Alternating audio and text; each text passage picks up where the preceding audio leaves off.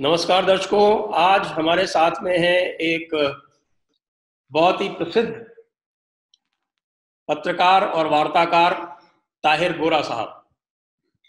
ताहिर गोरा साहब नमस्कार। मैं आपका परिचय करा दूं अपने दर्शकों से। ताहिर गोरा साहब इस वक्त टैग टीवी के कर्ता धर्ता है, कनाडा में, टोरंटो में रहते हैं ये। आपने कई बार इनको देखा होगा और इनकी तकरीरें सुनी होंगी, इनका टैग टीवी भी देखा होगा। उसके अलावा ये बहुत समय तक पश्चिम में पत्रकारिता कर चुके हैं और बड़े नामी पत्रकार रहे हैं, और इस समय ये पत्रकार होने के साथ साथ एक्टिविस्ट भी हैं, कुछ रिफॉर्मिस्ट भी हैं। ऐसे एक मशहूर शख्सियत को हम आपके सामने लाए हैं। ताहिर गोरा साहब, कैसे हैं आप? जी नमस्ते नमस्ते, बहुत बहुत धन्यवाद। आपने याद किया और बड़े अच्छे शब्दों में मेरी यादें भी वापस लौटाई। तो आज हम जिस टॉपिक पर डिस्कस करने जा रहे हैं वो है शांति प्रिय सूफी, जी, पीसफुल सूफिज्म। क्योंकि कई बार आप लोगों को कहते हुए सुनते होंगे कि साहब कि ये जो इस वक्त जो इस्लाम चल रहा है वो बड़ा गलत तरीके से चल रहा है, हमें इसको शांति प्रिय सूफी मत की ओर ले जाना चाहिए। और मैंने जब इसमें थोड़ा डीप जाने की कोशिश की और पूरा का पूरा जो सूफियों का शुरू से सारे इनके तरीके और सिलसिले, इनकी थियोलॉजी, वो सब खंगाली, तो पता चला कि तरीक़त तो शरीयत के नीचे नीचे है। और कभी एक ज़माना हुआ करता था जो जिनको तरीक़ा बोलते हैं, सूफियों का जो तरीक़े होते थे, वो एक ज़माना होता था जब तरीक़े की इसका एक अलग वजूद होता था, इसकी एक अलग एग्जिस्टेंस होती थी, और वो ज़माना 9th सेंचुरी में बीत गया। उसके बाद इक्के दुक्के चलते रहे, कोई आपको इक्का कोई बुल्ले शाह जैसा कोई मिल जाए या कोई ऐसा, लेकिन तरीक़त और शरीयत का जो फ़र्क था वो मेरे ख्याल से इब्न तैमिया के बाद तक पूरी तरह से ख़त्म हो गया, और पिछले 700-800 साल में तो हमको दिखा नहीं। और जहाँ तक हिंदुस्तान की बात है, और हिंदुस्तान का मतलब मेरा ये पूरे बर्रे सगीर से है, जहाँ तक इस पूरे सब कॉन्टिनेंट की, उपमहाद्वीप की बात है, इसमें तो कोई इक्की दुक्की शख्सियत यदि छोड़ दीजिए जो कि एक्सेप्शंस प्रूव द रूल उस डॉक्ट्रिन में आ जाती हैं, तो मुझे तो कोई लगता नहीं है। आपका इसमें क्या अनुभव है? देखिए, बात ये है संजय भाई कि ये जो इस्लाम का सूफीज़म का चक्कर है ना, इसमें तरीक़त और शरीयत जो है ना, इसमें कोई बहुत फ़र्क नहीं रहता। बहुत सारी ऐसी सूरतें हैं कि शरीयत ही तरीक़त है। अब ये टर्मिनोलॉजी के गोरख धंधे में अगर ना पड़े तो जो रियलिटी है, ग्राउंड रियलिटी, वो ये है कि जो शरीयत ही रही उसी को तरीक़त के तौर पर बरता गया, और जहां कहीं तरीक़त की बात करने वाले लोग थे उन्होंने तरीक़त को ही शरीयत में डाल दिया। यानी कि वो कोई बहुत फर्क नहीं रहा, वो एक ही धारे पे चीजें चलती रहीं। सूफीइज्म के कई कल्ट हैं। जी हाँ, बहुत कल्ट हैं, मैं इसको कल्ट कहूंगा। ये इनफैक्ट जो है ना, कोई रास्ता नहीं है। देखिए, तरीक़त जो बात थी उसकी बात जुड़ी हुई थी रास्ते से। रास्ता वो था जो जमीन के साथ जुड़ा हुआ हो। जमीन के साथ तो कोई बात जुड़ी हुई नहीं थी, तरीक़त की भी जुड़ी हुई नहीं थी, शरीयत की भी जुड़ी हुई नहीं थी। एक ख्याली दुनिया थी। शरीयत भी ख्याली दुनिया है, तरीक़त भी ख्याली दुनिया है। सिर्फ टर्मिनोलॉजी जो है, ख्याली दुनिया ही मानते हैं। जी, टर्मिनोलॉजी जो है ना वो मुख्तलिफ। अब ये ख्याली दुनिया नहीं तो क्या है कि जी प्रॉफिट मोहम्मद घोड़े पे बैठ के चांद पे गए थे, तो इससे अच्छी वो हैरी पॉटर की कहानी क्या हो सकती है? ठीक है। अच्छा, ये वो लोग कहते हैं जिन्हें चांद नजर नहीं आता ईद के मौका पर, और दुनिया चांद पे पहुंच चुकी है। یعنی یہ وہ طریقت اور شریعت کے لوگ جو ہیں بار بار آپ کو اور مجھے کہیں گے جی کہ profit piece be upon him گھوڑے پہ بیٹھے اور چاند پہ پہنچ گئے، آسمان پہ پہنچ گئے، بلکہ وہ چاند سے بھی زیادہ آسمان، ساتوں آسمان کی سیر کرواتے ہیں. ٹھیک ہے. اچھا، ان کا اپنا یہ حال ہے کہ ہر سال یہ 21ویں صدی میں یہ چاند کو ڈھونڈ رہے ہوتے ہیں، ان کو چاند ہی نظر نہیں آتا، اور وہ 3 4 عیدیں ہو رہی ہوتی ہیں، اور ان کو یہ نہیں پتا کہ لوگ تو چاند تک پہنچ چکے ہوئے ہیں. تو یہ اس سے زیادہ خیالی دنیا کیا ہوگی؟ آپ نے خود ایک بڑی آرٹیکل لکھا صوفیزم پر. میں دنیا کو کہتا ہوں کہ وہ آپ کا اتنے کم شبدوں میں اتنا کمپریہنسو آرٹیکل ہے کہ ایک طرح سے اسلامی صوفیزم جو ہے نا، اس کا پورے کا پورا آپ نے ہسٹری سمو دی ہے اس میں. میں آپ کو مبارکباد دیتا ہوں اس پہ. دھنیواد، تھینک یو، شکریہ. اگر کوئی بھی شخص کسی بھی دھرم سے تعلق رکھتا ہو، وہ انگلش میں آرٹیکل لکھا ہے، وہ آرٹیکل پڑھ لے تو پوری حقیقت جو ہے نا سنجے بھائی اس پہ روشناس ہو جاتی ہے. اب دیکھیے، میں آپ کو نا صوفیزم کی جو اپنی پرسیپشن ہے نا اس کی ایک سٹوری سناتا ہوں. جی. میں قصور شہر میں پلا بڑھا. میرے گھر کے میں چھت پہ چڑھتا تھا پتنگیں اڑانے کے لیے. قصور تو بلے شاہ کا شہر ہے. بلے شاہ، میں وہی بتانے لگا ہوں. چھت پہ چڑھتا تھا پتنگیں اڑانے کے لیے، تو بلے شاہ کے ٹام کیا وہ جو اوپر کا تھا نا گنبد، وہ مجھے نظر آیا کرتا تھا. تو پتنگیں اڑاتے اڑاتے میں تنگ آ کے نا، تو میرے گھر سے کوئی ہارڈلی 200 میٹر کی واک تھی، ہارڈلی. ٹھیک ہے. تو ہمارا اس زمانے میں ٹی وی نہیں ہوا کرتے تھے، لائبریریوں سے جا کر کتابیں لایا کرتے تھے، کتابوں کی دکانیں بھی نہیں ہوا کرتی تھی. تو میں واک کر کے بلے شاہ کے وہ جایا کرتا تھا، وہ جو جس کو مزار کہتے ہیں، احاطہ. تو وہاں پہ میں جایا کرتا تھا. تو جمعرات کا دن ہوتا ہے جس میں عرس ہوتا ہے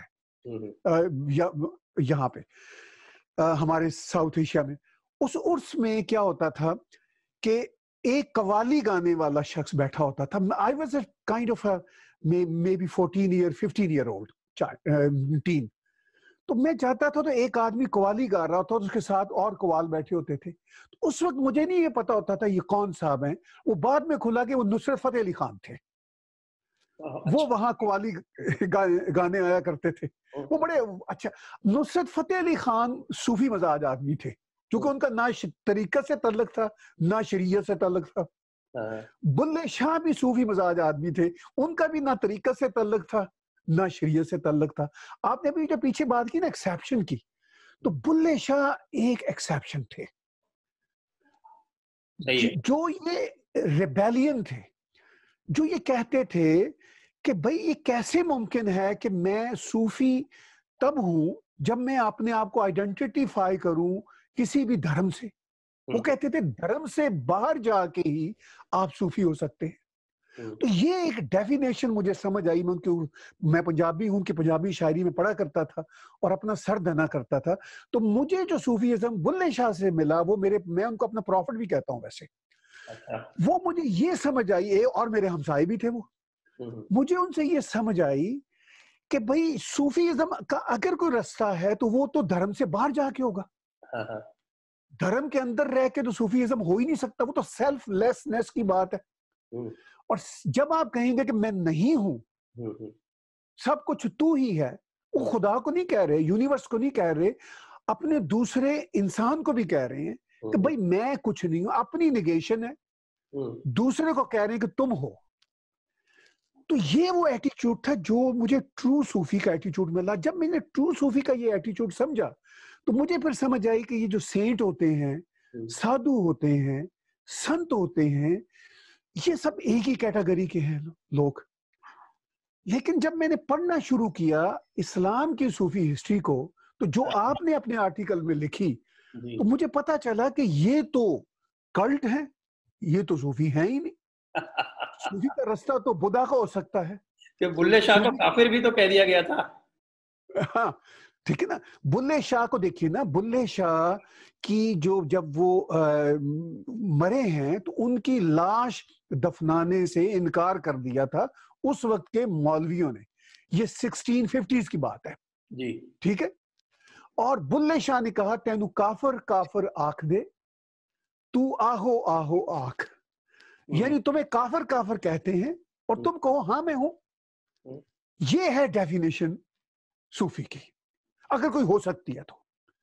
لیکن میں جب سے یہ صوفیزم کا فراڈ چلا نا، اب تو کمرشلائز ہو گیا نا، اب تو ترکی والے جو ہیں، میں یہاں پہ ٹورانٹو میں ایک مسجد ہے وہ میں گیا تو وہ ایک سپائرل ڈانس ہو رہا ہے کہ وہ جناب ناچ رہے ہیں، ٹوپیاں پہنی ہوئی ہیں، رمضان کا مہینہ ہے، اور وہ بتا رہے ہیں کہ یہ صوفیزم ہے، ڈانس ہے، اور وہ سب اندر سے جہادی تھے۔ میں نے کہا یہ کیا چکر ہے جی؟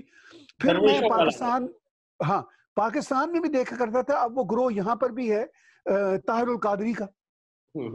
اچھا وہ کیا تھا کہ کلاشن کوف بردار 8-10 آس پاس ہوتے تھے، بڑی بڑی جیپوں میں یہ لوگ آتے تھے اور ذکر اور ورد کیا کرتے تھے، اور لوگ لاکھوں روپے ان پر نچھاور کرتے تھے، ٹھیک ہے، اور وہ سب پیسے سمیٹتے تھے، اور ان کے جو کلاشن کوف بردار لوگ ہوتے تھے جو آس پاس کلاشن کوفیں لے کے پھرتے تھے، وہ کلاشن کوفیں بھی بھول جاتے تھے، پیسوں کو فٹافٹ بیگ میں ڈالنا شروع کر دیتے تھے، ٹھیک ہے۔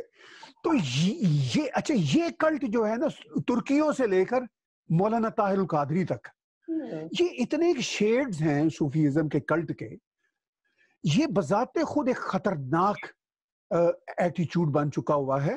اچھا یہ یہی کہیں گے جیسے کچھ صوفی تبلیغیوں میں بھی گھس گئے ہیں اور کچھ تبلیغی صوفیوں میں گھس گئے ہیں، یعنی اب وہ فرق بھی سمجھ نہیں آتی کہ کون صوفی ہے۔ طریقت اور شریعت کا فرق تو بڑی بات ہے، وہ تو بڑا فرق ہے، ان کے اپنے کلٹس کے فرق سمجھ نہیں آتے۔ یہ ایک انٹرٹینمنٹ کا بھی بزنس ہے کہ جو لوگ ڈانس نہیں کر سکتے، جو لوگ میوزک پر اپنا سر نہیں دھن سکتے، وہ اسلام کی وہ یہ بات کر کے کہ جی اسلام میں پتہ نہیں میوزک جائز ہے یا نہیں جائز ہے، تو وہ پھر صوفیزم کی آڑ لیتے ہیں۔ بھائی ایسا سنجے بھائی اس میں ڈرامہ ہوا۔ آپ کا جو آرٹیکل ہے وہ تو ہسٹورک پرسپیکٹو میں بتاتا ہے نا کہ کس طرح، تو میں آج کی بات کر رہا ہوں، آج کے زمانے میں تو یہ اور ہی طرح کا ڈرامہ ہے، اور جس ہسٹورک پرسپیکٹو کی آپ بات کرتے ہیں اپنے آرٹیکل میں وہ اور طرح کے ڈرامے تھے، اس زمانے کے ڈرامے تھے وہ۔ ہاں کہیں حاکمیت کو نافذ کرنا ہے، کہیں کسی کو سنب کرنا ہے، کہیں یہ کہنا ہے کہ ہم بڑے پیسفل ہیں لہذا آپ سب ہمارے اندر کنورٹ ہو جاؤ۔ تو یہ سارے کے سارے ڈھنگ ہیں۔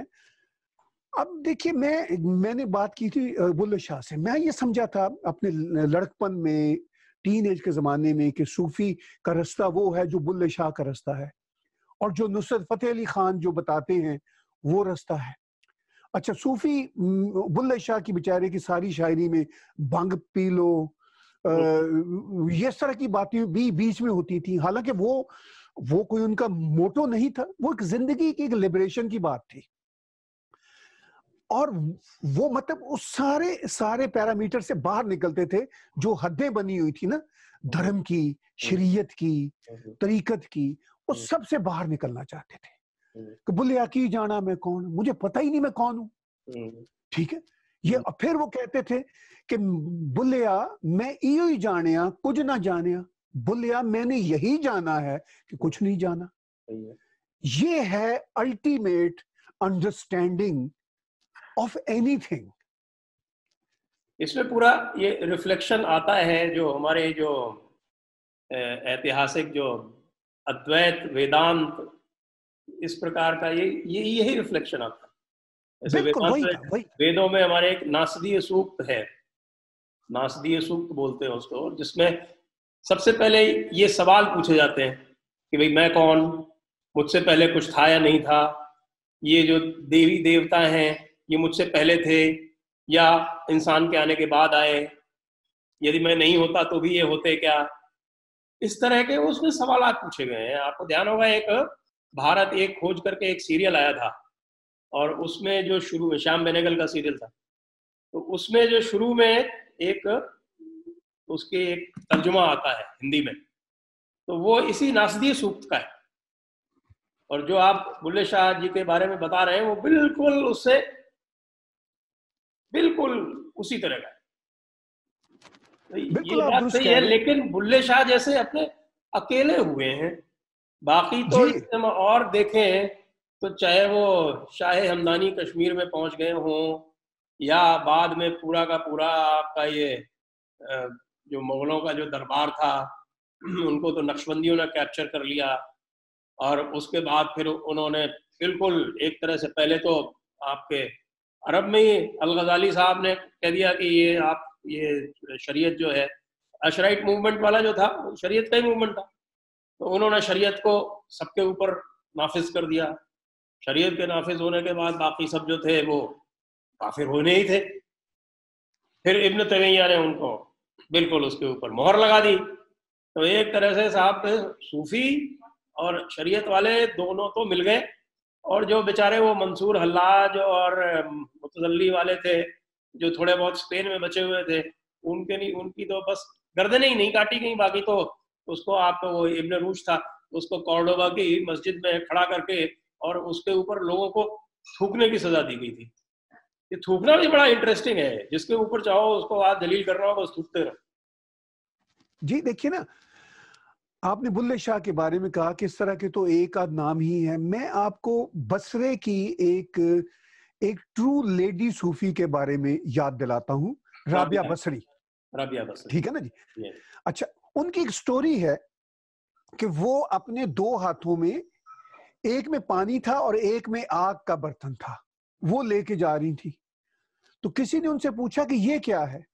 انہوں نے کہا کہ میں آگ سے جنت کو جلا دینا چاہتی ہوں تاکہ جنت کی لالچ میں کوئی آدمی کچھ کرے ہی نہ، اور پانی سے میں دوزخ کو بجھا دینا چاہتی ہوں تاکہ دوزخ کا کسی کو خوف ہی نہ رہے. ٹھیک ہے، تو یہ تھا وہ لبریشن کا ٹرو ایٹیچیوڈ. آپ نے بات کی کہ ہماری ہندوستان کی دھرتی کے جو سادھو اور جو ہماری ویدوں میں لکھا ہوا ہے جو ہمارے بڑے بڑے گیانی تھے، ان میں یہ ایٹیچیوڈ تھا. میں نے شروع میں سنجے بھائی عرض کیا تھا کہ چونکہ یہ صوفی جو ہیں طریقت اور شریعت دونوں والے، یہ دھرتی سے جڑے ہی نہیں ہوئے نا، ان کو پتہ ہی نہیں کہ ان کی مٹی جو ہے جسم کی، یہ جو جسم مٹی ہے نا، ایک ہمارا مادہ ہے، وہ جب مٹی سے، زمین کی مٹی سے نہیں جڑے گا تو کون سی شریعت اور کون سا طریقت، کچھ بھی نہیں ہے.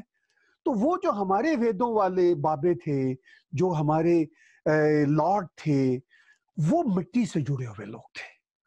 وہ اپنی کھوج مٹی سے ڈھونڈتے تھے، وہ اپنی کھوج کہیں خیالوں سے نہیں لاتے تھے، اور وہ بھی ایسے خیال جو ان کو سوٹ کرتے ہوں. امیجینیشن بھی اچھی چیز ہے، میں اس کو بہت سراہتا ہوں. پوئٹری ہے، لٹریچر ہے، امیجینیشن ان کی فاؤنڈیشنز ہے. لیکن ان کی تو امیجینیشن بھی نہیں تھی. امیجینیشن تو بی فری مائنڈ کی ہوتی ہے، یہ تو فری مائنڈ والے لوگ بھی نہیں تھے. یہ تو بس اپنے ہی، جسے اردو میں کہتے ہیں ذات کے اسیر تھے، اپنی یہ prisoner of their own ego, that's all. اور اس پر یہ انٹرسٹ کا کاروبار کرتے تھے، اس پر یہ حاکمیت چلاتے تھے، اس پہ یہ اپنے ہی جیسے لوگوں کو اپنا غلام بناتے تھے. تو یہ ایک بہت بڑھیا ڈھنگ رہا. اچھا، پھر یہ فینٹسائز کرتے تھے کہ جی ٹھیک ہے، یہ جو شریعت والے جو لوگ ہیں یہ سخت ہوتے ہیں، نماز روزے کی پابندی لگاتے ہیں، آئیں ہمارے پاس آئیں، ہم ذکر کریں گے، ورد کریں گے، اور اس کے ساتھ ساتھ نماز بھی پڑھیں گے. ٹھیک ہے، مجھے کوئی کسی کے نماز پڑھنے پہ، کسی کے روزہ رکھنے پہ کوئی اعتراض نہیں ہوتا. میں اچھا، آپ نے بات کی کہ بلے شاہ جیسے بہت کم لوگ ہیں، لیکن میں آپ کو انٹرسٹنگ بات بتاؤں، میں سینکڑوں ایسے لوگوں سے ملا ہوں جو نماز پڑھتے ہیں، روزہ رکھتے ہیں. آپ یقین کیجئے کہ وہ، میں ان سے مل کے بڑا فیسینیٹ ہوا، وہ اندر سے صوفی ہوتے ہیں کیونکہ وہ اپنی نماز کا ڈنڈورا نہیں پیٹتے. ٹھیک ہے، کروڑوں لوگ ہیں جو نماز پڑھتے ہیں، میں ان میں سے سینکڑوں کی بات کر رہا ہوں، یعنی 0.00001% ایسے لوگ بھی ہیں جن کو عادت پڑی. میں آپ کو ایک ایگزامپل دوں گا، ایک کمال کے آدمی، گاڈ بلیس ہم، مطلب جب میں گاڈ کہتا ہوں یونیورس بلیس ہم، بھگوان بلیس ہم، وہ تھے عبدالستار ایدی صاحب، جو بڑا پاکستان کا ایک نامی گرامی آدمی تھے. ٹورانٹو آئے ہوئے تھے، یہ بات ہے کوئی 18 برس پرانی. میں ان کا انٹرویو کرنے کے لیے گیا، اور وہ چھوٹا سا ٹیپ ریکارڈر، اس زمانے میں یہ کیمرے ویمرے کا بھی اتنا عام رواج نہیں ہوا تھا، تو میں اخبار کے لیے، میں اخبار چھاپا کرتا تھا. تو میں نے ان سے بات چیت شروع کی تو مجھے وہ کہنے لگے دیکھو، میں نے کہا آپ نے یہ جو بھلائی کا کام، لوگوں کی ویلفیئر کا کام کیسے کیا؟ تو وہ کچی لہجے میں اردو بولتے تھے. تو کہنے لگے کہ بھیا بات یہ ہے کہ یہ جو خیر کا کام ہے یہ مسلمان کی فطرت میں نہیں ہے. اچھا. یہ ہماری فطرت میں نہیں ہے. میں ڈر گیا. تو میں نے کہا آپ نے شروع کیا؟ کہنے لگے ہاں میں نے سوچا کہ لوگوں کا بھلا ہو جائے. تو میں نے کہا یہ تو بڑا اچھا کام ہے. تو اس کا نہیں میں نے اچھا کام کے لیے نہیں کیا، یہ میرے اندر تھا، میں بس کرنا چاہتا تھا، میں کسی سے یہ ایوارڈ نہیں لینا چاہتا تھا. اچھا اب وہ باتیں کرتے کرتے بیچ میں نماز کا سمے آ گیا، وہ شام کی نماز کا، اس کا ذرا وقت کم ہوتا ہے. تو مجھے کہنے لگے کہ مجھے 5 منٹ دو، میں جا رہا ہوں. تو میں سمجھ گیا. میں نے کہا آپ نماز کے لیے جا رہے ہیں؟ تو کہنے لگے ہاں میں نے. تو میں نے کہا آپ تو بڑے مختلف آدمی ہیں، تو آپ نماز باقاعدگی سے پڑھتے ہیں؟ کہتے ہیں وہ اس لیے پڑھتا ہوں کہ عادت پڑی ہوئی ہے. تو اچھا کوئی وہ ساتھ والے کمرے میں گئے 3-4 منٹ میں واپس آ گئے. تو کہنے لگے تم نے پوچھا تو بتا دیا، ورنہ وہ صرف عادت پڑی ہوئی ہے، اس کا میری نیکی سے، میری بھلائی سے کوئی تعلق نہیں ہے. تو میں نے کہا کہ یہ جو آپ نیکی کا کام دوسرا کرتے ہیں، لوگوں کی انسانیت کی خدمت کرتے ہیں، تو اس کا تو بھلائی سے تعلق ہے. کہنے لگے نہیں، اس کا بھی میں بھلائی کے لیے کچھ نہیں کرتا، یہ بھی عادت پڑی ہوئی ہے. ٹھیک ہے. تو وہ جو ایک سیلف لیسنس تھی. میں نے اس طرح کے بہت سارے ایسے بزنس مین جن کی چھوٹی چھوٹی دکانیں ہوا کرتی تھی قصور میں، بلے شاہ کی گلیوں کے آس پاس، لاہور میں، میں ملا ہوں لوگوں سے. کچھ میں نے ایسے لوگوں سے بھی ملا جو ٹائی لگاتے ہیں اور بڑے وہ ہیں بیوروکریٹ ٹائپ لوگ ہیں. وہ بھی کچھ تھے جو نہ نماز کی بات کرتے تھے، وہ نماز پڑھتے تھے، باقاعدگی سے پڑھتے تھے، لیکن وہ ان کا بھی یہی تھا کہ یہ ہمارے اب روٹین کا حصہ ہے. لیکن ان کے پورے عمل دخل میں اس کی کوئی چرچا نہیں تھی، اور اس کو وہ ایک پرچم کے طور پر لے کر نہیں چلتے تھے. تو ایسے لوگ آپ کو بھارت میں مل جائیں گے. میں بھارت آتا ہوں تو مجھے ایسے کئی مسلمان بھارت میں بھی ملے ہیں، میں ان کی بہت قدر کرتا ہوں. تو اچھا یہ وہ لوگ ہیں. مجھے ایک ایسے ہی بندے نے کہا، اس نے کہا، میں نے کہا پھر آپ تو صوفی ہوئے، آپ نہ اپنی نماز کی چرچا کرتے ہیں، نہ حج کی، نہ روزے کی، کسی بات. تو کہنے لگے اگر میں خود کو صوفی کہوں گا تو پھر میں فراڈ ہو جاؤں گا، کیونکہ میں کوئی بھی لیبل نہیں لینا چاہتا. جو کچھ میں یہ کرنا چاہتا ہوں اپنی پیس کے لیے کرنا چاہتا ہوں. اور مجھے جو عادتیں پڑی ہوئی ہیں لائف میں، مجھے ایسے ہی صوفی نے کہا جو صوفی نہیں تھا. جب کوئی شخص کہے کہ میں صوفی ہوں تو میں اسی وقت اس کے بارے میں مجھے پتہ چل جاتا ہے کہ یہ فراڈ ہے، کیونکہ صوفی اپنے بارے میں کبھی خود کو صوفی نہیں کہہ سکتا. جیسے کوئی سنت سادھو اپنے بارے میں سنت سادھو نہیں کہہ سکتا، اس کا ایکشن ہی ہوتا ہے. بالکل صحیح بات ہے. میں ایسے لوگوں سے بھی عرض کروں، جی جو آپ نے کہی بڑی خوبصورت بات کہی کہ بھگوت گیتا میں ایک پرسنگ آیا جی، اور اس میں بڑی بڑھیا بات بھگوان کرشن کہتے ہیں ارجن کو، کیونکہ انہوں نے ارجن کو یہ کہا کہ سمم سرویشو بھوتیشو، یعنی میں سبھی جتنی بھی بینگز ہیں، اینیمیٹ ان اینیمیٹ، میں اس میں سمان روپ سے ودیمان ہوں. I exist in equal measure with all of them. لیکن اس کے بعد پھر اس کو وہ چیتاتے ہیں. He warns him.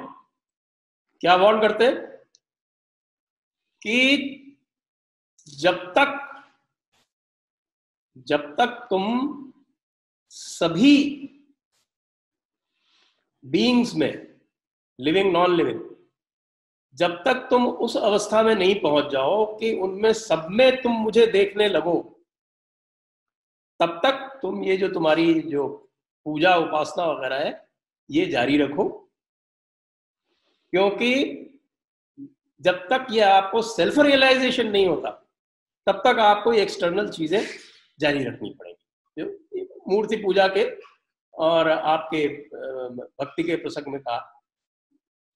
تو یہ اتنی گہری بات ہے.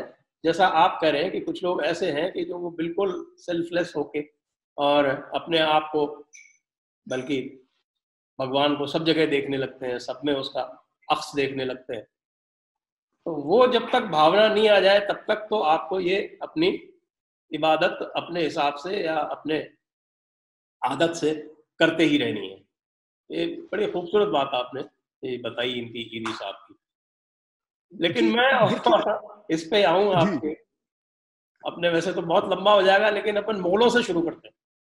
جی جی جی کیونکہ آج کل مغلوں کا بڑا زمانہ ہے، بڑی چرچا ہے مغلوں کی. ہمارے جاوید اختر صاحب اور طارق فتح صاحب نے اچانک مغلوں کو بہت پاپولر کر دیا. جی جی جی.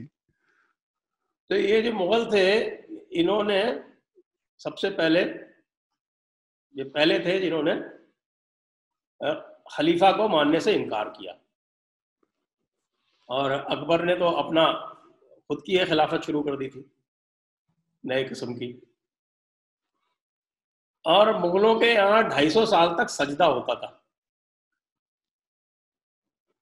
اور اس پہ جب یہ سارے صوفیوں سے اور سب سے جتنے بھی تھے ان سے سب سے یہ پوچھا جاتا تھا کہ بھائی تمہارے یہاں تو ممانعت ہے، اللہ کے علاوہ اور کسی کے سامنے سجدہ نہیں کر سکتے، اور بلکہ آپ کے یہ جو ہارڈ لائنر یہ حنبلی وغیرہ یہ وہابی وغیرہ یہ تو پروفٹ محمد کے سامنے تک وہ سجدہ کرنے کو غلط بتاتے. تو یہ آپ یہ بادشاہوں کے سامنے کیسے سجدہ کرتے ہو؟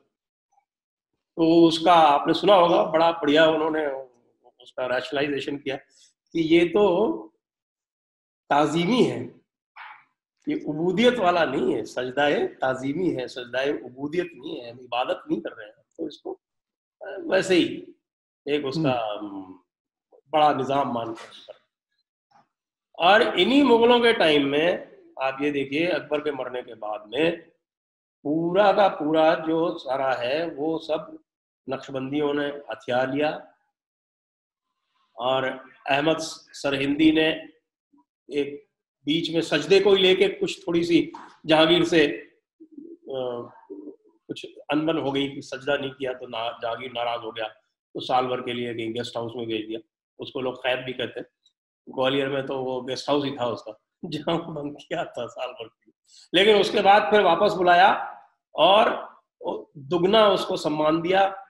پھر اس کا جو بیٹا تھا شیخ معصوم وہ شاہجہاں کے یہاں بہت امپورٹنٹ جگہ پہ رہا. پھر اس کا جو شیخ معصوم کا جو بیٹا تھا وہ اورنگزیب کا مینٹر بنا سیف الدین. اس کے بعد پھر نقشبندیوں کے ہی ایک طرح سے ان کے مینٹرشپ میں یہ فتاوی عالمگیری بنا. وہ فتاوی عالمگیری کے ایک پرمکھ آتھر جو تھے اس میں بنانے والے شاہ عبد الرحیم تھے. وہ آپ کے مدرسہ رحیمیہ والے، فتوی رحیمیہ والے، جو شاہ ولی اللہ کے والد تھے. اور شاہ ولی اللہ کو آج کے دیوبندی بریلوی دونوں مانتے ہیں.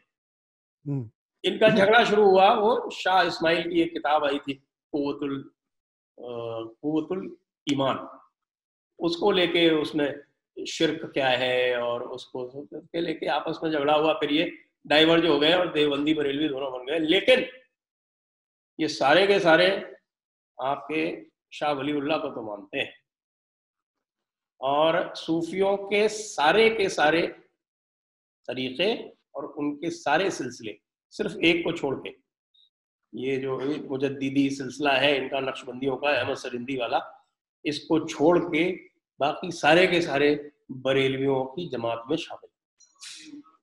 اور بریلویوں کا یدی آپ جو ان کا جو مکھیہ گرنتھ ہے فتاوی رضویہ، اور اس کو یدی آپ پڑھ لیں، اور اس میں ایک الگ سے انہوں نے بنا رکھا ہے نفرت کے احکامات.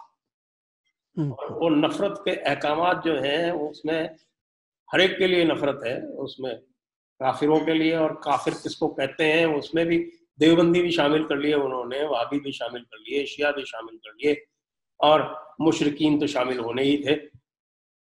لیکن سب سے نچلا درجہ اس میں انہوں نے دیوبندیوں کو دیا. وہی وہ تکفیری والا معاملہ ہے نا. تو آپ کہتے ہیں کہ تکفیری جو ہے وہ یہ وہابیت ہے تکفیری. تو یہاں جو سب سے بڑی جو تکفیری کی اگزامپل ملتی ہے وہ ہمارے احمد رضا بریلوی صاحب کے فتووں میں ملتی ہے. اور یہ آپ جانتے ہیں کہ پورا کا پورا پارٹیشن یہ بریلویوں کے وجہ سے ہوا. نہ بریلوی जिन्ना को सपोर्ट करते और ना पार्टीशन होता। लेकिन हमारे लोग जो हैं इस चीज को समझते ही नहीं कि सूफी बड़े शांतिपूर्ण होते हैं, सूफी बड़े शांतिपूर्ण होते हैं। मैं तो कई बार ट्वीट करता रहता हूँ कि भाई वो जो सूफियों की फेडरेशन है बरेलवी जमात, जरा उनके जो मुख्य कर्णधार थे जिनको बोलते हैं चीफ फाउंडेशनल प्रिंसिपल वाले, जो फाउंडर थे उनके चीफ फाउंडर अहमद रजा बरेलवी साहब, जरा उनके फतवों को तो पढ़ लो। तो उनके फतवों को पढ़ने के बाद आपको पता चल जाएगा कि कितना शांतिपूर्ण है। मतलब मुझे तो बड़ी हंसी आई जब मुझे पता चला कि नफरत के अहकामात नाम से पूरे उनके अलग से एक वो छोटी सी बुकलेट अलग बना दी गई है कि ये नफरत के अहकामात हैं, ये हुक्म है, इनको आपको फॉलो करना है। देखिए, आपने बात की कि नफरत के अहकामात की छोटी सी बुकलेट, वो तो एक कंसाइज बुकलेट है ना। सैडली एंड अनफॉर्चुनेटली नफरत के अहकामात तो हमारी ये मुगलों की पूरी हिस्ट्री में भरे हुए हैं। इनकी हिस्ट्री किताबें जो है ना वो नफरत के अहकामात है। अच्छा, जब मैं भारत में देखता हूं कि मुगलों को हिस्ट्री के तौर पर बहुत रेवरेंस के साथ देखा जाता है तो तब मुझे तकलीफ होती है। ठीक है, वो भारत की हिस्ट्री का इस तरह हिस्सा है कि वो एक इन्वेडर्स थे, गया और उनकी जनरेशन के बारे में जैसे जावेद अख्तर कह देते हैं कि वो तो इन्वेडर नहीं थे, वो तो भारत में पैदा हुए थे, उन्होंने वो एक दीन इलाही बनाया था। ठीक है ना भाई, वो शायद जावेद अख्तर के लिए तो आइडियल हो सकते हैं, लेकिन एक सच्चे भारतीय के लिए कैसे आइडियल हो सकते हैं? ये एक सवाल है, बहुत बड़ा सवाल है। जैसे हिटलर ऑफ कोर्स जर्मनी का हिस्सा थे, जर्मन थे, जर्मन हिस्ट्री का हिस्सा होंगे, जर्मन भी थे, और फिर हिटलर जहां जहां गए मार मारी की वहां की भी हिस्ट्री का हिस्सा होंगे। लेकिन हिटलर को आप किसी तरह से ग्लैमराइज तो नहीं करेंगे ना, आप ये तो नहीं कहेंगे ना कि ये कोई बड़ा अजीम इंसान था। अच्छा जी, चलिए हम अकबर को थोड़ा डिफरेंट तरीके से देखते हैं जी। उन्होंने एक जहाने इलाही बनाया था जिसमें सभी का मलगूबा बना दिया था। जब सभी का मलगूबा बनाया था तो उस जहाने इलाही का नाम वो की बजाय, इलाही की बजाय वो कुछ और भी हो सकता है। मतलब दीन इलाही की बजाय वो दीन और इलाही की बजाय को भारत का भी तो शब्द हो सकता था ना। जो जब वो भारत के सपूत बन ही गए थे, अगर जैसा कि जावेद अख्तर जैसे लोग ये कहते हैं कि वो इन्वेडर नहीं थे, born there, grew up there, तो अगर वो बन ही गए थे तो फिर दीन इलाही क्यों था? कोई वो मतलब भारत के दीन की बात करते। तो इससे ये पता चलता है कि वो ग्रो अप होने के बावजूद, 2-3 जनरेशंस रहने के बावजूद वो दीन इलाही के प्रचारक थे। अच्छा, खैर चलिए, कुछ अच्छी बातें भी होंगी, बुरी बातें भी होंगी अगर हम हिस्ट्री के कॉन्टेक्स्ट में देखें, लेकिन वो भारतीयों के आइडियल्स के तौर पर तो नहीं तारीख में लिखे जाने चाहिए। सिर्फ मेरा ये सवाल है। तारीख में ये तो लिखा जा सकता है कि वो इतने सालों से इतने सालों तक रहे, कुछ उन्होंने रिफॉर्म्स वाली कोशिशें की, काम किए, लेकिन उन्होंने जो इन्वेजन की हिस्ट्री थी जो उनके बाप दादा की थी, उसको छोड़ने की बात तो नहीं की थी ना। नहीं, बिल्कुल नहीं, तो वो बढ़ता ही बढ़ता गया जितने दिन रहे।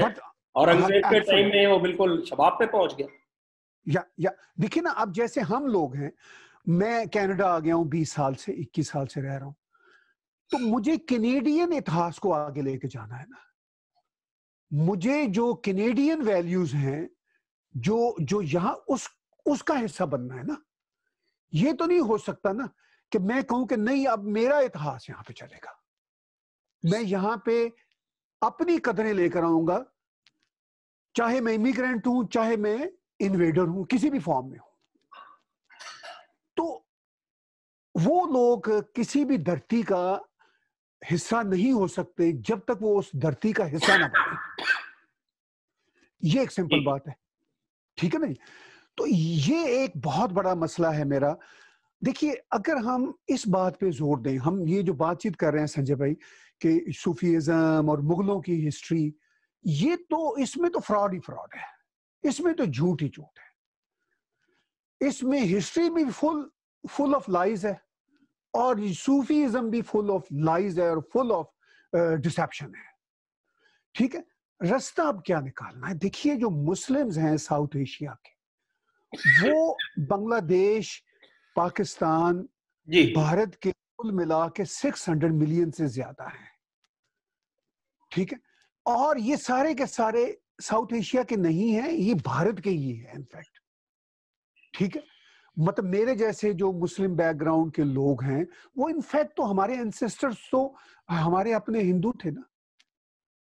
اچھا، اب ہم اپنے ہی پرکھوں سے ڈیویٹ کر رہے ہیں، چلیے وہ بھی کر لیں. لیکن یہ جو صاحب یہ جو اشرافیہ ہے جی ہمارے جاوید اختر صاحب جیسے لوگ جی جو اپنی اینسسٹری جو ہے وہ حضرت عمر فاروق سے ٹریس کرتے ہیں جی کہ وہ 34ویں یا 35ویں پشت ہیں ان کے، جی جی اور ان کے جو گریٹ گریٹ گرینڈ فادر تھے فضل حق خیرآبادی صاحب، تو وہ تو بڑے علماء تھے. تو ان کی جو ورلڈ ویو ہے وہ عام بھارتی جیسے آپ اپنے آپ کو مانتے ہیں، وہ ان کی ورلڈ ویو نہیں ہے. ان کی تو وہی وہ جو اشرافیہ طبیعت ہے وہی ہے اسی طرح سے، اور وہ باقی سب کو کمتر سمجھتے ہیں. وہ صرف کافروں کو ہی نہیں، جو کنورٹڈ ہیں ان کو بھی کمتر سمجھتے ہیں، ان کو مانتے ہیں ان کے پاس بدھی نہیں ہے. کیونکہ پھر وہ آپ کے یہاں وہ تقلید والا بھی تو ایک چلتا ہے نا کہ صاحب کی عقل کا استعمال تو عام آدمی کو ورجت ہے ویسے ہی، وہ تو صرف ایک بالکل جس کو کیا بولتے ہیں آپ، جو علماء اکراما ہیں انہی کے پاس رہ سکتی ہے. بلکہ اس میں بھی متبھید ہے، کچھ کہتے ہیں کہ صاحب کی جب تک آپ مجدد اور مدہس اور مفتی نہیں ہوگے تب تک آپ کو عقل کے استعمال کی اجازت ہی نہیں.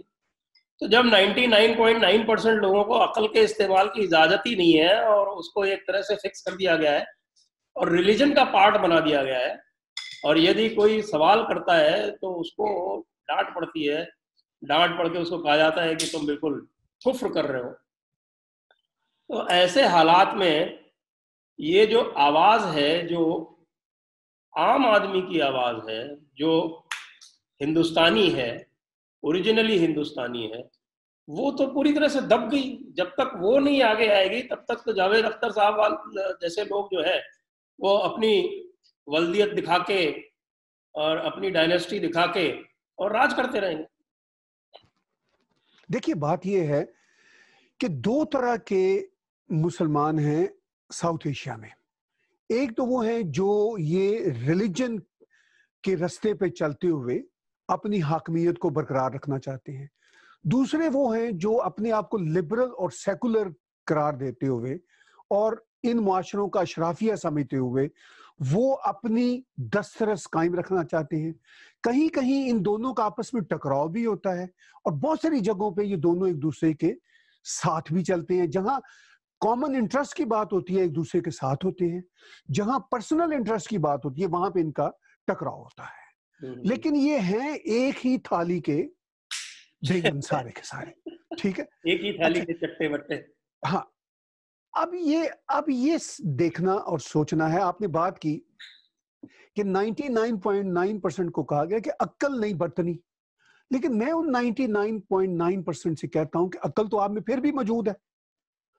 اگر آپ میں عقل موجود ہے تو آپ برت لیں. جب آپ عقل کو برت لیں گے تو آپ بلے شاہ کے رستے پہ چل پڑیں گے. جب آپ بلے شاہ کے رستے پہ چل پڑیں گے جو صحیح صوفیزم کا رستہ ہے، ویسے تو میں یہ بھی بڑا ویگ سی بات کر رہا ہوں، صوفیزم کا رستہ میرے نزدیک کوئی بھی صحیح والا نہیں ہوتا. صوفیزم صرف عقل پہ چلنے، اگر کوئی ہے رستہ تو صرف اپنی ریشنالٹی کو برتنے کا ہے. اب جو ہم دیکھیے سولوشن بڑا امپورٹنٹ ہے سنجے بھائی. ہم باتیں تو بہت ساری کرتے رہیں گے، کرتے بھی رہیں گے، جی لیکن اس سارے کھیل میں جیسا میں نے عرض کیا 600 ملین سے زیادہ مسلمز اونلی ان بنگلہ دیش، پاکستان اور بھارت ہے. اگر آپ شری لنکا کے مسلمز، افغانستان کے مسلمز، انڈونیشیا، ملائیشیا اور ارد گرد کے علاقوں، مالدیو، سب کے مسلم ملائیں گے تو رفلی یہ 800 ملین سے زیادہ کراس کر جاتے ہیں. اچھا پھر جو مسلمز ہیں وہ تو مائنورٹی میں رہ گئے 400-500 ملین باقی دنیا میں، ترکی میں رہ گئے، ایران والے رہ گئے اور مڈل ایسٹ کے رہ گئے. اچھا وہ تو بہت ہی مائنورٹی میں ہو گئے. اب سارا جو ہے نا بامبڑ بھوسا جسے ہم کہتے ہیں، وہ یہ بھارت کے مسلمز جو ڈیفرنٹ کنٹریز میں بٹے ہوئے ہیں، انڈونیشیا سے لے کے بھارت تک، ان کا ہے. ان کو یہ سوچنا ہے کہ اپنے پرکھوں کے بارے میں ایک تو یہ مان لے کہ پرکھ ہمارے کون ہیں. اچھا دوسرا آپ نے، میں یہاں پہ کچھ چھیڑوں گا کہ آپ نے بات کی کہ ان کے جد امجد بھی جاوید اختر صاحب کے بھی وہ حضرت عمر سے ملاتے ہیں. چلیے جی ہوں گے، میں کہتا ہوں گے. جو عرب اسٹیٹ ہے، جو عرب پیننسولا ہے، وہ بھی تو بھارتی کلچر کی دنیا ہے نا.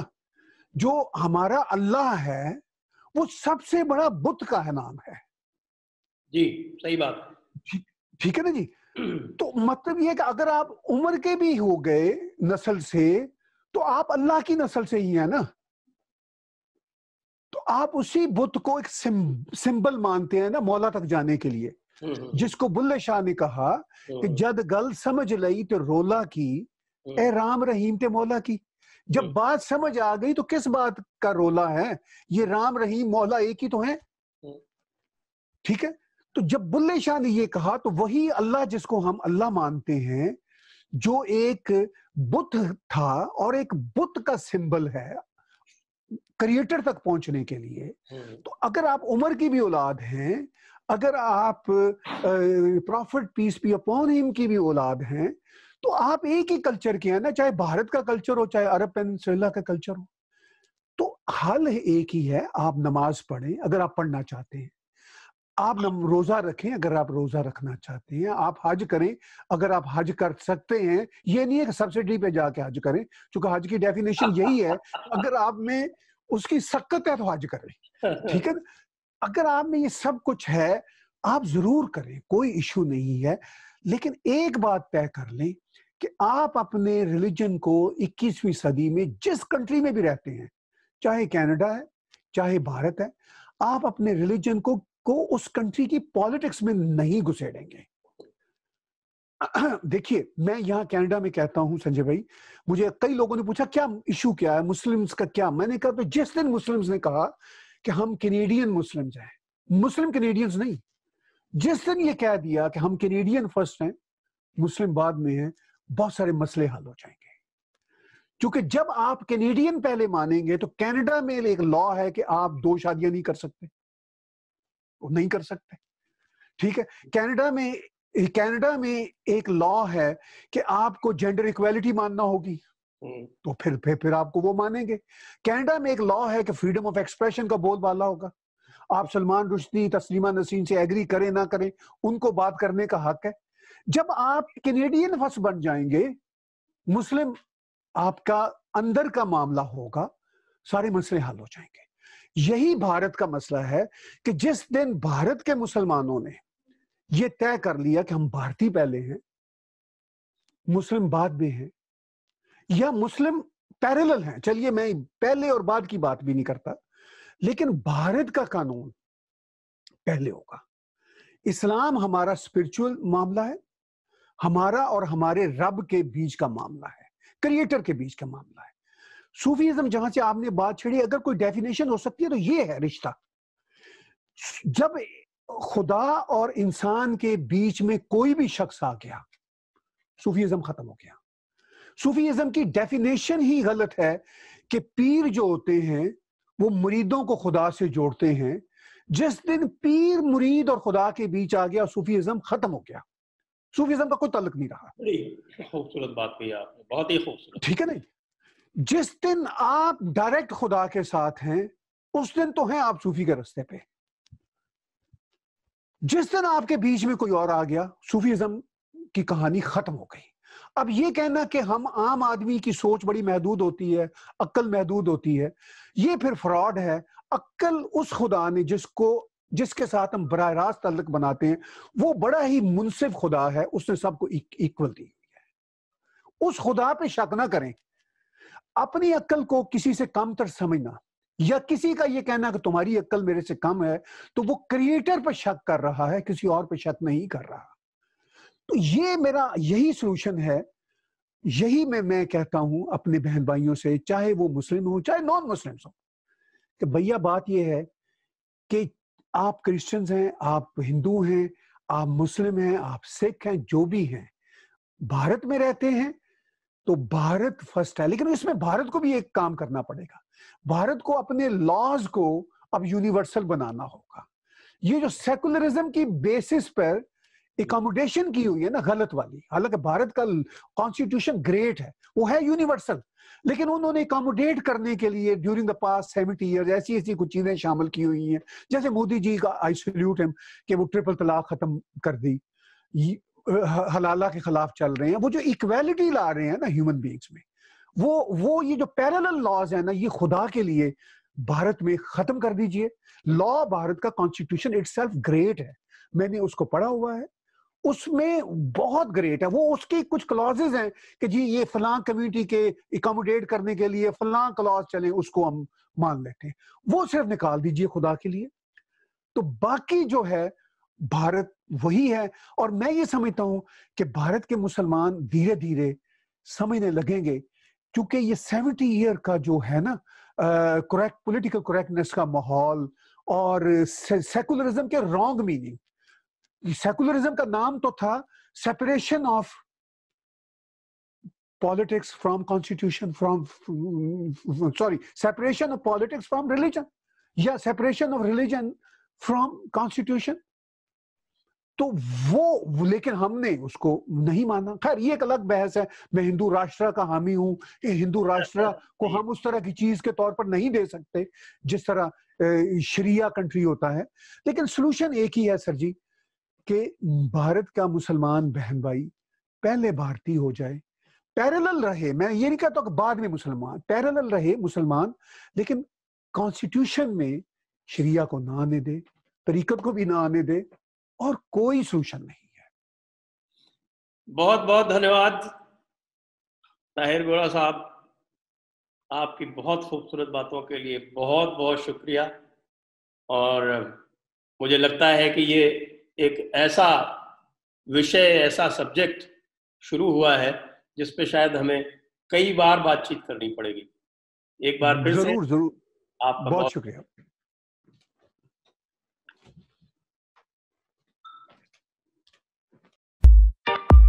Press the bell icon on YouTube and don't miss another update.